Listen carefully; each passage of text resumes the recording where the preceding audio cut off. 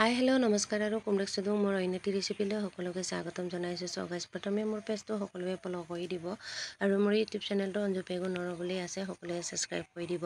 প্ৰথমে এয়া মই পাত পাৰি ল'লোঁ। পাত পাৰাৰ লগে লগে তাৰপিছতে মই এয়া মাছ দিলোঁ। মাছ দি মই নিমখ আৰু হালধি লগতে দিলোঁ নহৰু আৰু জলকীয়া আৰু লগতে মই সানি লৈছোঁ।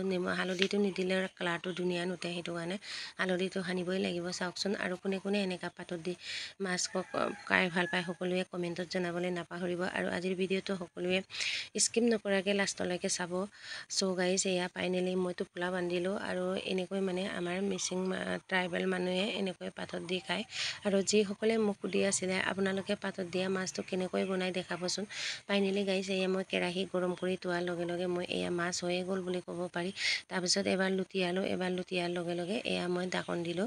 ঢাকন দিয়াৰ লগে লগে তাৰপিছত আকৌ ওলাই ল'লোঁ। এয়া মাছটো কেনেকুৱা লাগিছে আপোনালোকক এতিয়া দেখাইছোঁ। চ' গাইজ সিজিলে নে নাই এতিয়া টোপোলাটো খুলি চাওঁ, যদিহে নিসিজে আৰু এবাৰ দিব লাগিব।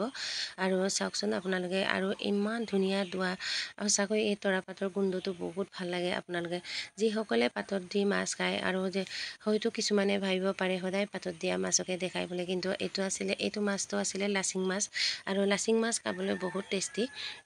যিসকলে খাই পাইছে জানে। আৰু বেলেগ ৰেচিপি আপোনালোকে চাবলৈ মন আছে যদি আপোনালোকে কমেণ্টত জনাব, আৰু আপোনালোকৰ বাবে মই সদায় লৈ আনিম ৰেচিপি। আজিলৈ আহোঁ, বাই।